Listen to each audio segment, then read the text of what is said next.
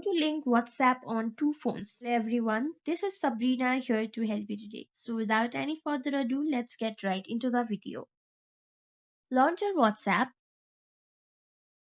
go to login, tap on agree and continue, and then instead of putting on phone number, tap on this three dot, then tap on link as companion device.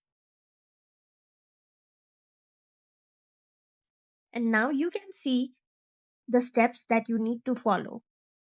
These are: first open WhatsApp on your primary phone, then tap on menu, then tap on link device, then tap a link a device. After that, point your phone to this screen to capture the code. The code will appear over here in this section. And now it will be linked.